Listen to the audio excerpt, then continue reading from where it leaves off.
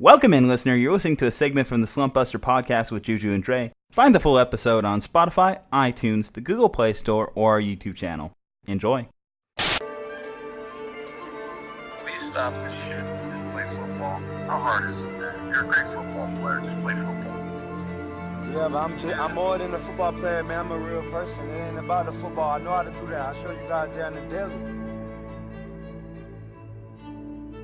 This is my life. Ain't no more games. Hold me the clown. Hold me the clown. Don't mess around. Don't mess around. Even though the man.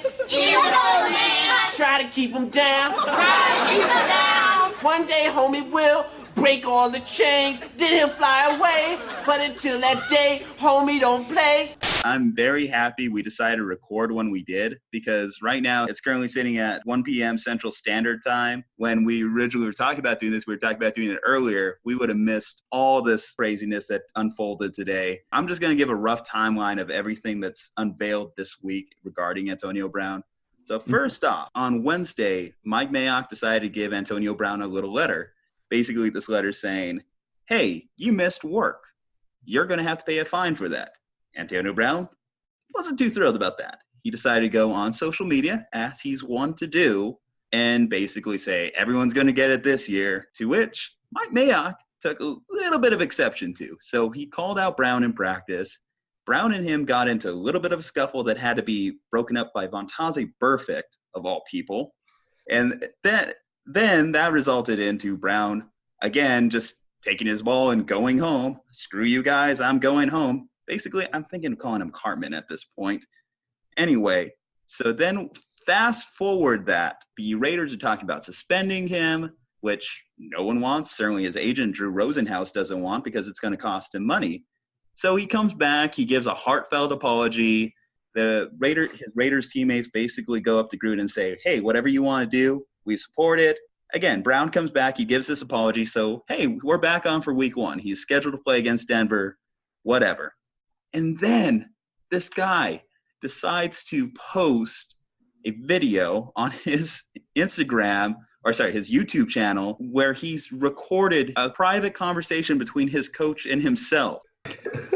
Which is illegal, I believe, by California law. In the state of California. If you're in Texas, sure, that's a single party consent recording state. But in California, it legitimately is breaking the law. I doubt that John Gruden's going to press any charges on it, but he could. He could. It just tells you, like, what a head case this guy is. Just, it's so ridiculous. People have been comparing him to T.O. or some of the other diva wide receivers. I don't even think it's comparable at this point. Like, everything he's done. First off, threatening to fight your boss. Okay, so I have this perfect metaphor in this.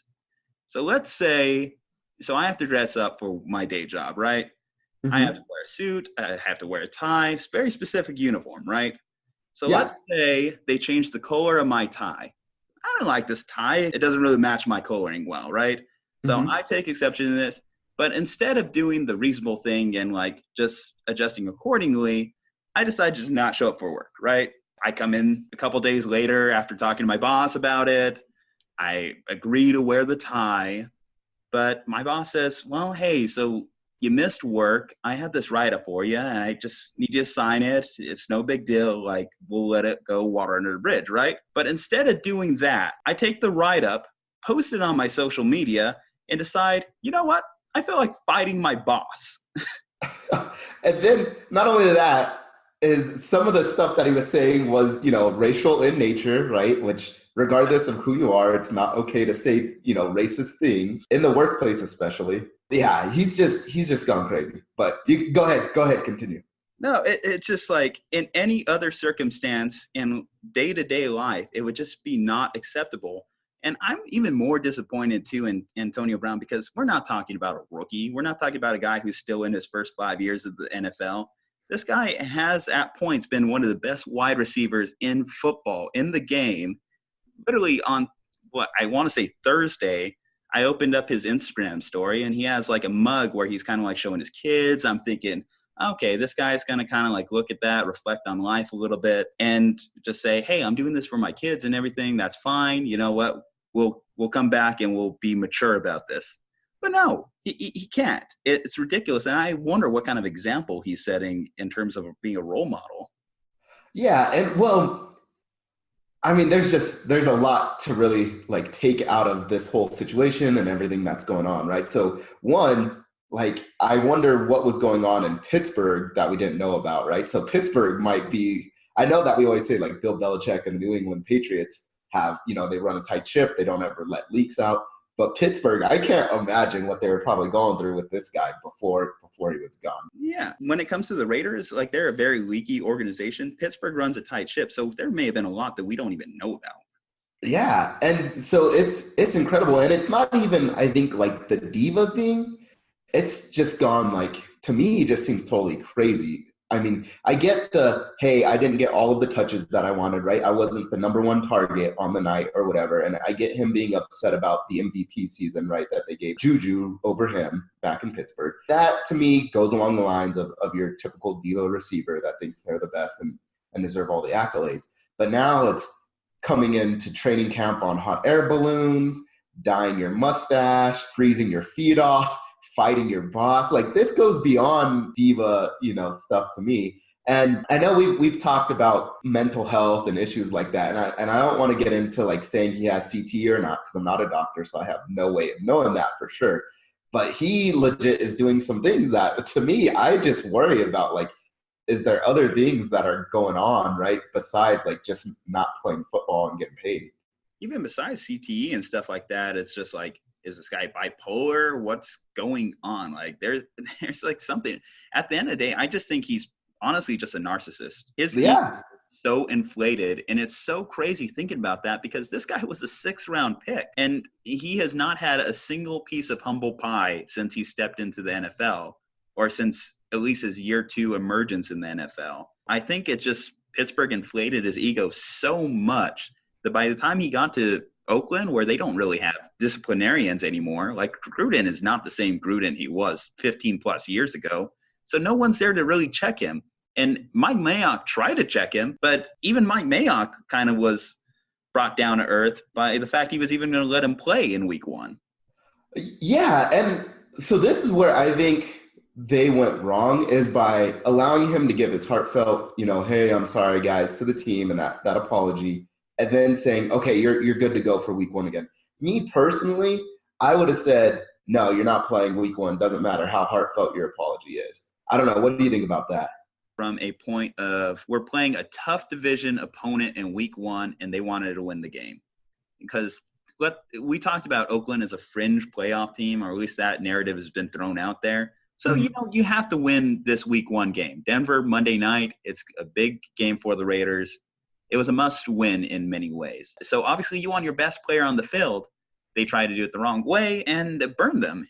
See, I think this is the other issue with Antonio Brown throughout pretty much his whole career, right, is there's been times where he's acted up and he's never been disciplined appropriately, even dating back to the Pittsburgh Steelers, right? Like, there were times where, okay, they suspended him for a game, right, the last game of the season or whatever it is, but he really hasn't had that much discipline throughout his entire career. And in fact, he's usually been rewarded every single time with a pay increase or an extension, right? So even when he got shipped out of the Steelers, right, out of Pittsburgh, they gave him $30 million guaranteed in Oakland and gave him an extension, right? And so his bad behavior keeps getting rewarded by, hey, you're a good player, so we're going to still allow you to, whether it's playing the game in week 1 or we're going to pay you more, right, just to have you. And I think that set a bad precedent. And so now Antonio Brown feels like, hey, I can act however I want, and I'm not really going to get disciplined. Well, let's talk about that $30 million guaranteed. So actually, they don't have to pay him a dime anymore. Not a cent more. And believe me, Drew Rosenhaus is probably none too happy that him and his client essentially talked themselves out of $30 million. That's crazy. Even on your worst day, could you imagine losing $30 million? Yeah. And so I've been also thinking about this from the league standpoint, right? Like, there are a ton of players, regardless of position, right? Maybe not the quarterbacks, because quarterbacks are really well paid, but there are a ton of players at a bunch of different positions that would kill for $30 million guaranteed, especially when we're talking about the NFL, and guaranteed money is a little bit hard to come by. It's starting to become more popular now with a lot of these deals. but you got to be an exceptional player to get guaranteed money, especially that much. And now it's sort of setting a bad precedent, and I think it gives the owners a little bit more leverage to say, like, hey, this is why we don't like guaranteed money. Do I think it's going to change much? No, I think there will still be the fight for guaranteed contracts, and I still think players will get a lot of guaranteed contracts. But if I'm an owner, I might use this and just say, like, hey, look, Antonio Brown's situation has been crazy. There's other players that have been acting crazy. This is why we don't like guaranteed money.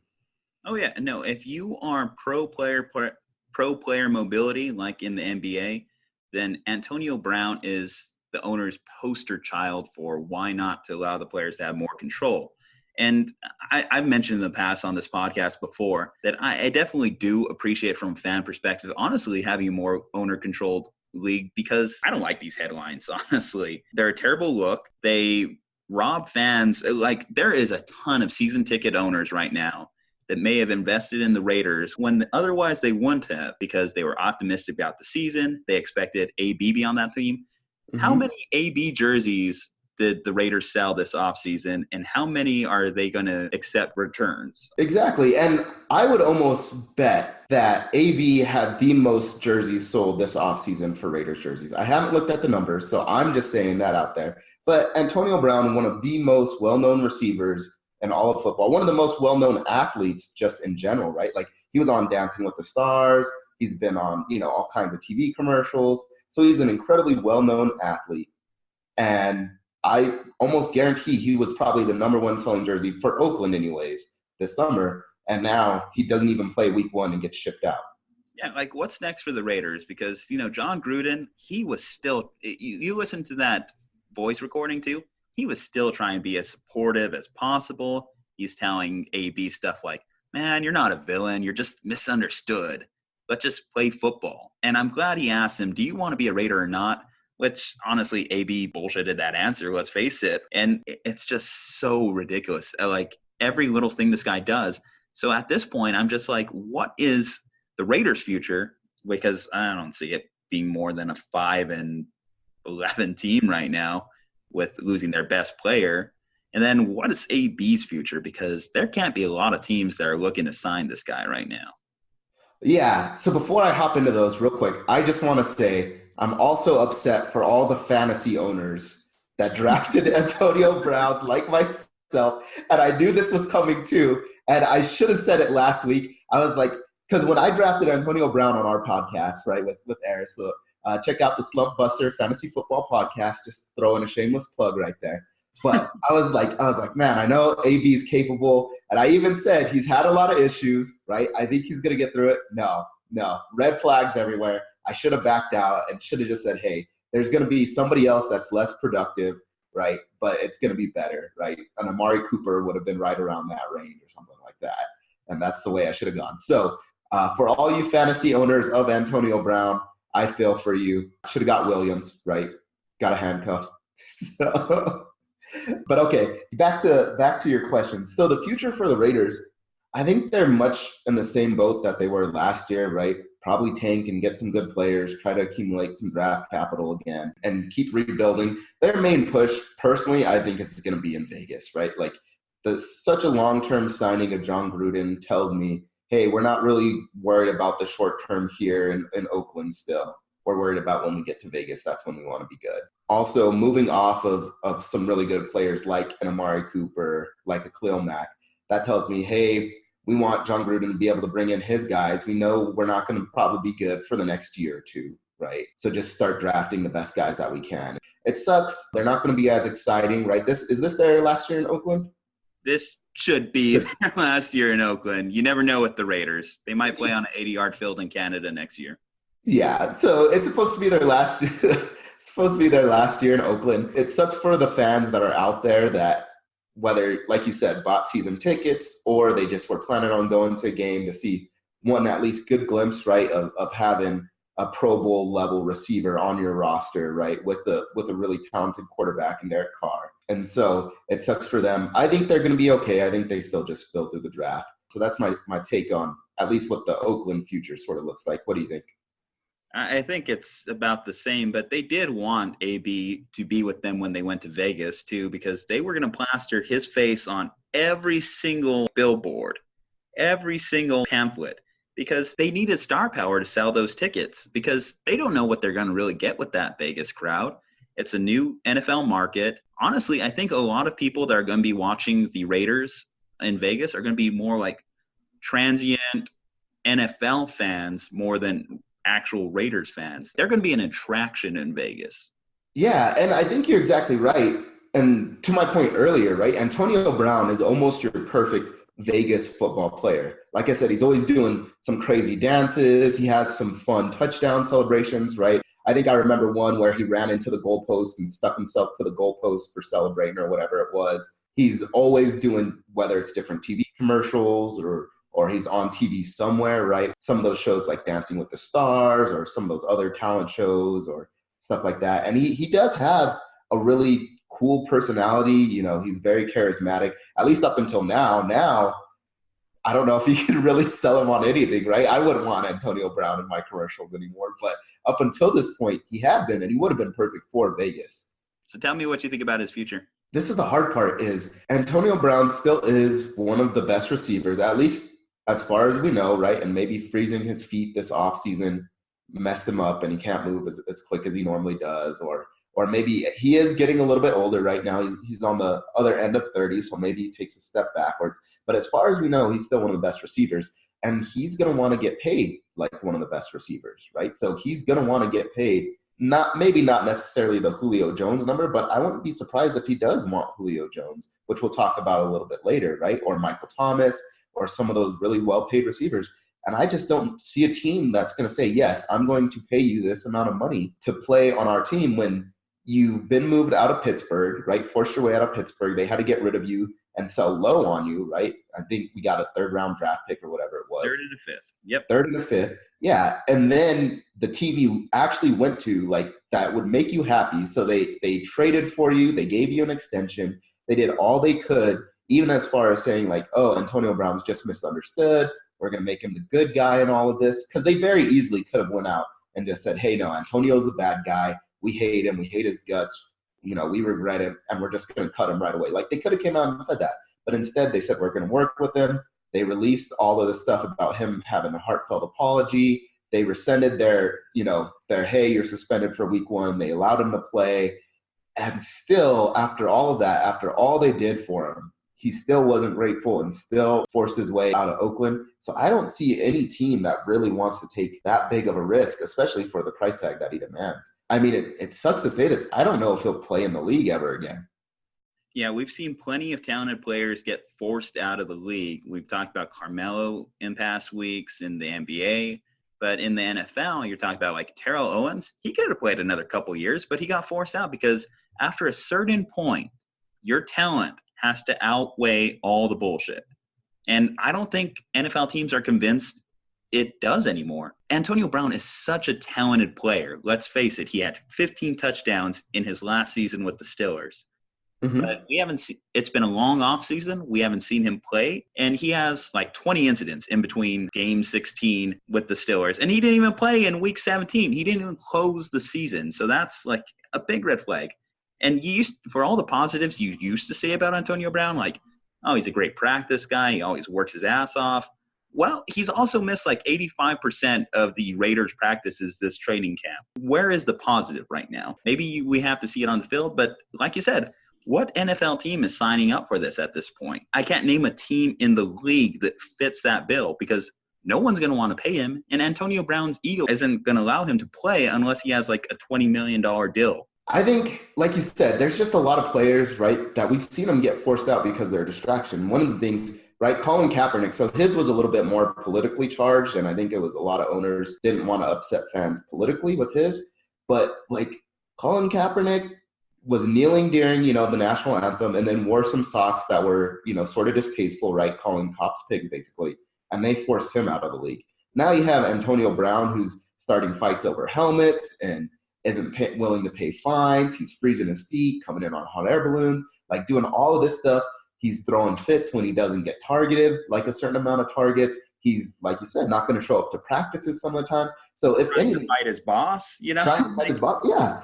So he's probably the most distracting player there has been, at least to my knowledge. And like I said, there's a lot of stuff that teams keep under the rug, under the carpet, and they don't let it leak out. But he's so bad that you can't help but stuff gets leaked out because he's the one that leaks it out there, right? Like, he's the one that went live in the locker room with the Steelers. He's the one that recorded a phone conversation with his coach, and he leaked it out there himself. So it's not even like the teams, like, you don't have any control of what Antonio Brown is leaking out. And if you try to, discipline him, he goes crazy, right? And tries to fight you or tries to fight the GM. I wouldn't be surprised if he tries to fight the owners. And so, like, I just don't see a team that's willing to say, hey, you're worth the risk. Because, like I said, he got paid this go round. He got everything he wanted. He was out of Pittsburgh where Big Ben couldn't talk crap about him anymore, right? He got paid in this whole transition from Pittsburgh to Oakland. So he was making plenty of money. He's making good guaranteed money as well. And he still was throwing fits about something. And so I even question if he wants to play football anymore. Yeah, I think at this point, you have to just look at it. He's probably made more than enough money in his career to retire. And when I look back to certain things, like I said, the Instagram story with him having his kids on his mug and everything like that, well, maybe that's a sign that he's ready to move on. And I think the league would be the better for it. I loved watching Antonio Brown play, but I'm over this. I'm so over this. The next time I want to talk about Antonio Brown, it's because he caught 10 passes for 120 yards and 2 touchdowns. That's it. Yeah, no, you're completely right. And it's distracting, right? Like, it's opening weekend for NFL, right? We just had a game on Thursday, and still probably the biggest trending topic for the NFL is not whether or not Thursday night was a good game or what we think of the season. It's Antonio Brown, right, on a Saturday right before everybody plays on Sunday. And so it is sort of sad. I think Antonio Brown, for right now, I think he's done. I'm sure there will be a team that's desperate and wants to take a risk on him. And I don't know if he's going to be willing to abide by whatever their contract is. If I'm Antonio Brown's agent, right, I honestly might just say, hey, look, Antonio, like, it's been great working with you. I'm out of here. And then, unfortunately, like, I don't know how good Antonio Brown is with his money. I hope he's made good investments, but it wouldn't surprise me if he's one of those guys that we hear, 10 years down the road might not have his money anymore because he's, flying in on hot air balloons and doing all this stuff. And so I just, it's a sad situation. I hope for the best. I hope he is good with his money. I hope he maybe does humble himself and he gets put back on the team. But right now, I don't see it. Grandma, they freed me! They freed me, Grandma!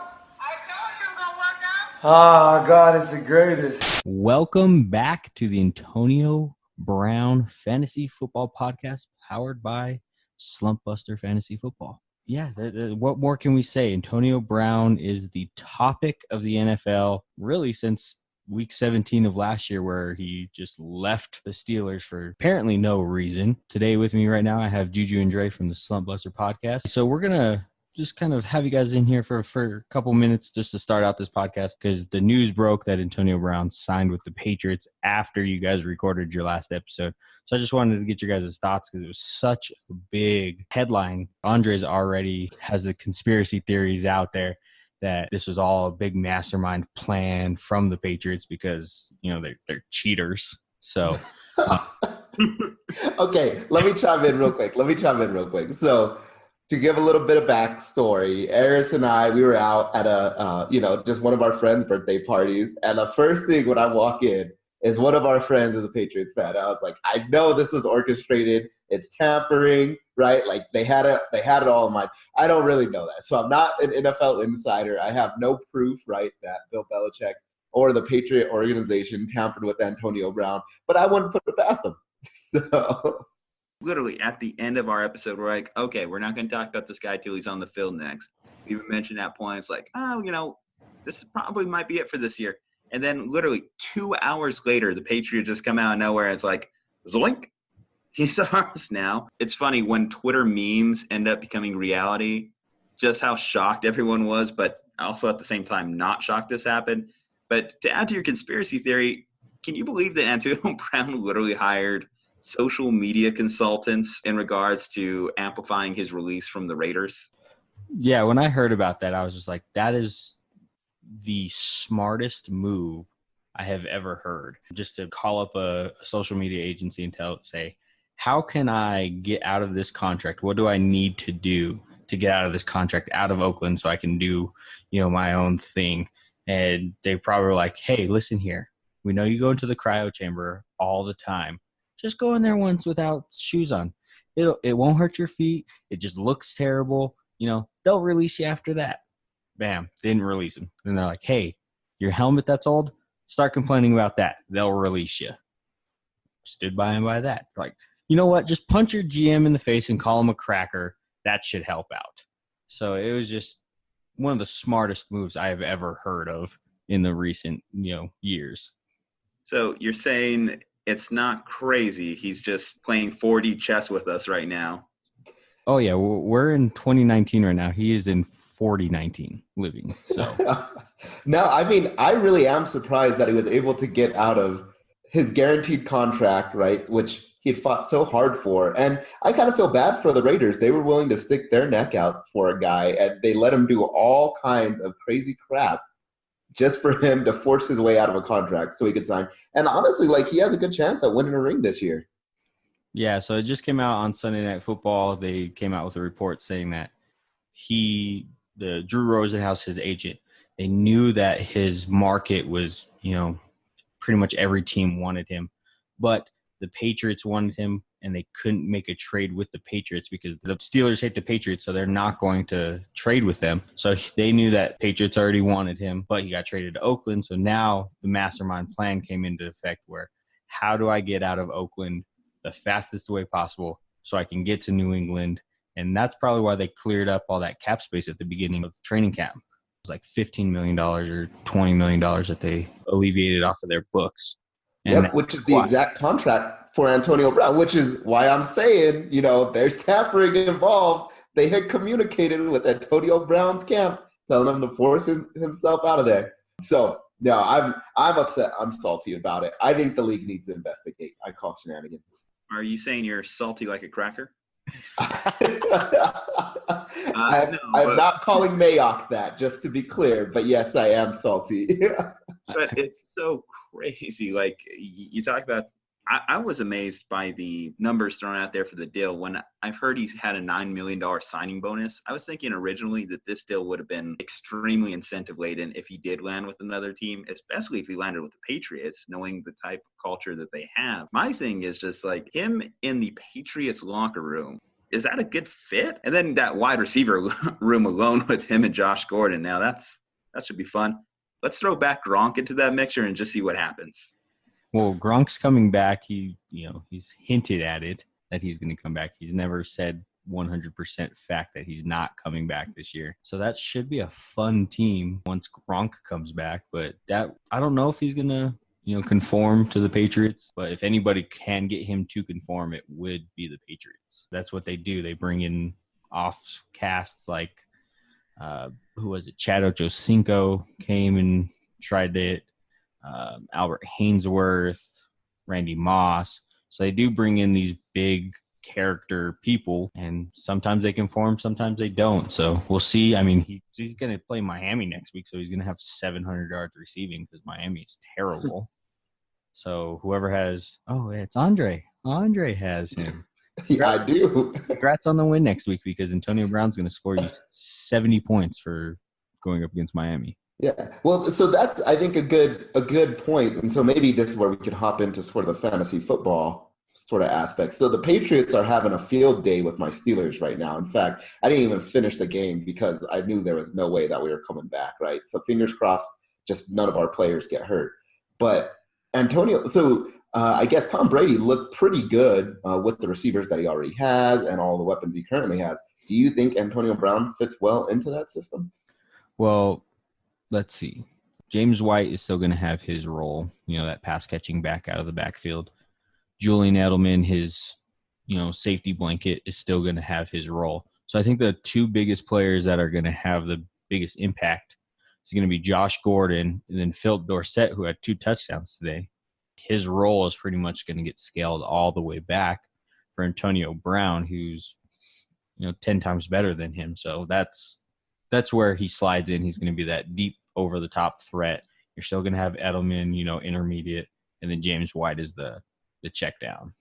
Well, the thing about this is it's not the 2007 New England Patriots right now.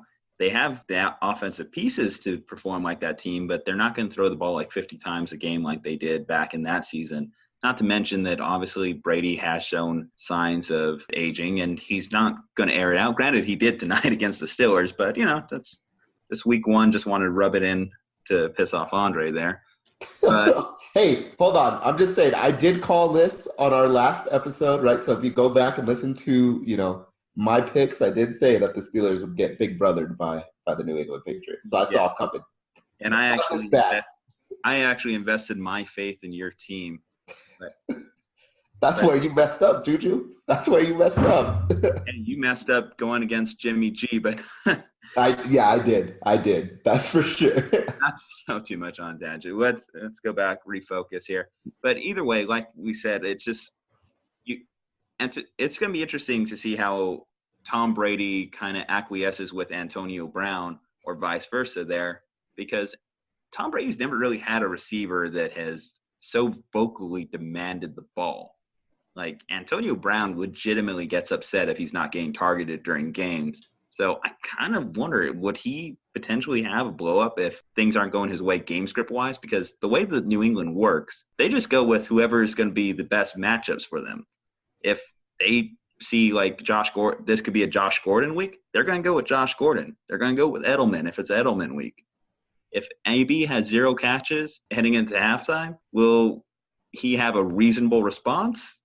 Reasonable is not really in Antonio Brown's vocabulary right now. Yeah, see, I think he would blow up, but at the same time, he has to think in the back of his head, this is the Patriots. If I blow up, they're going to cut me. It would just depend on the language in his contract. He did blow up on his quote-unquote friend, not friend, Big Ben, if he didn't get the ball. So Tom Brady, he might still blow up, but we still don't know how he's going to fit into the locker room. Is he going to actually buy in and try to chase that ring? Or is he going to try to just be like big chest, right? Mr. Big Chest? Or is it Big Check? One of the two. Is that persona going to come out where he's just like me? So, 50-50 shot right now if he buys in or not. So. Yeah, I personally think that he's going to buy in a little bit more just because, one, this is his best shot at winning a ring, right? So everybody knows that basically the Patriots are going to get that bye week in the playoffs, right? That first round bye. And then, like Tom Brady, we've said that he's getting older, but they still have a very good team. They're still probably the best coached team in football. And so I think, one, he sees it as, hey, this is my chance to get an easy ring.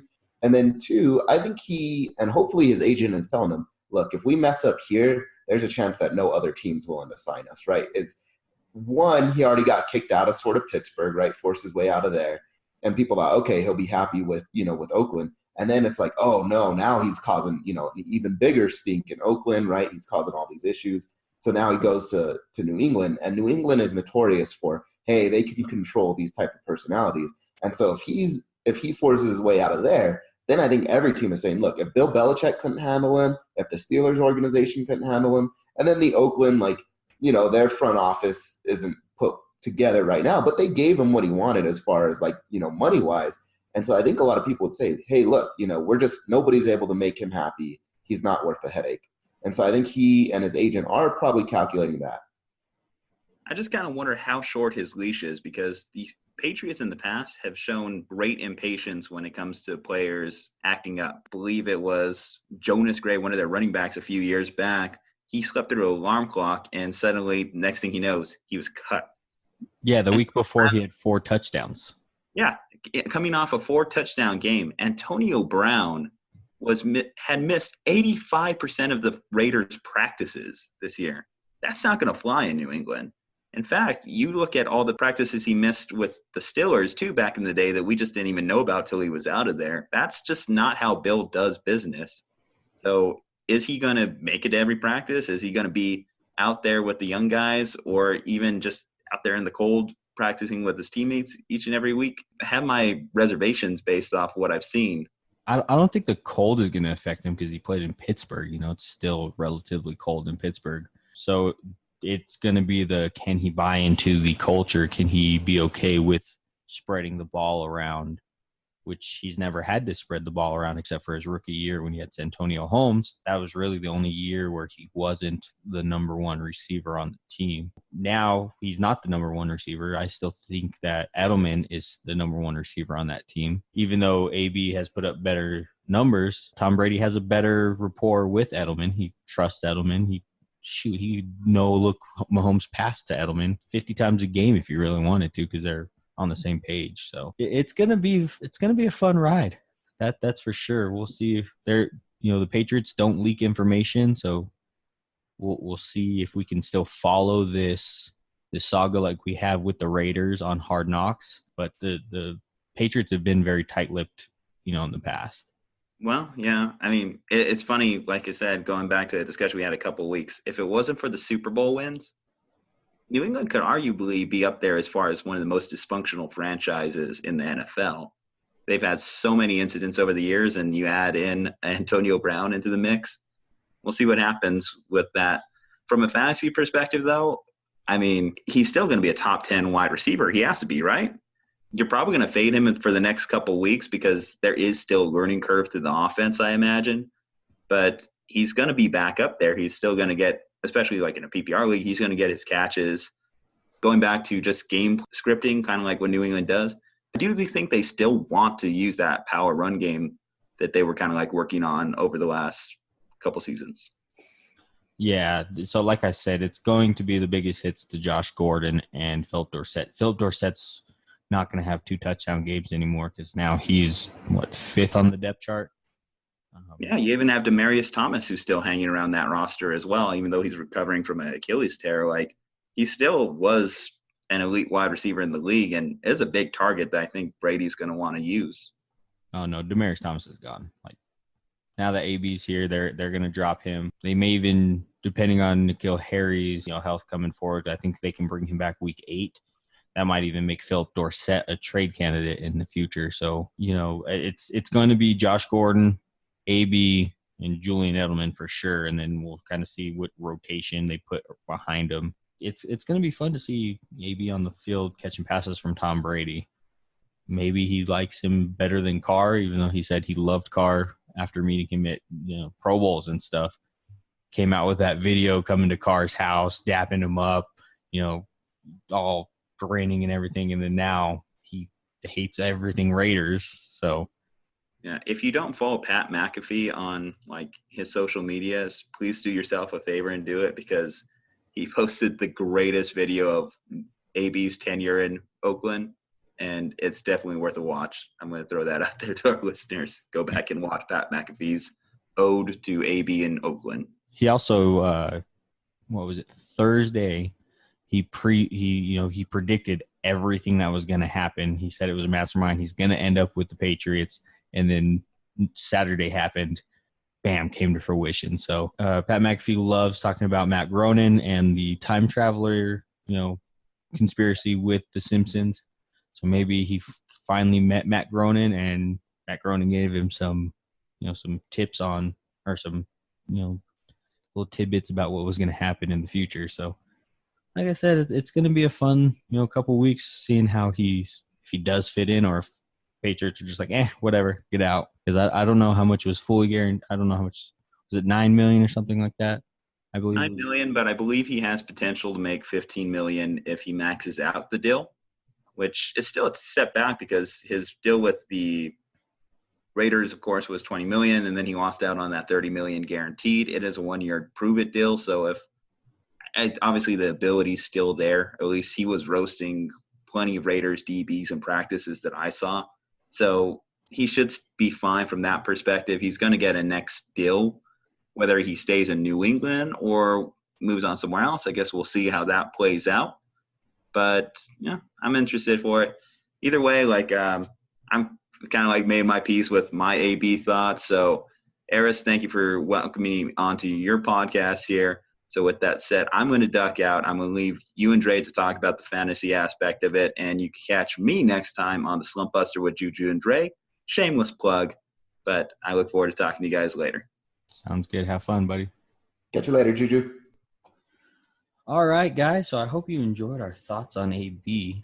It is definitely a fun little episode that's been going on. I love all the drama. This has made football season that much funner. But now the Patriots are going to win the Super Bowl. So, that's not that fun. I really wanted it to be the Chargers this year, but. Yeah, and I was hoping that the Chiefs would have the firepower to do it, right? Like they looked good last season. The Chargers even, though we joked before, right, that the Patriots are always the kryptonite to the Chargers and the Steelers, honestly. And so now with Antonio Brown, I think I see another Patriots Super Bowl again. Yeah, it's going to be Patriots, and then it doesn't matter who comes out of the NFC because this juggernaut just got even more juggernauty, if that's even a word. So I hate the Patriots so much.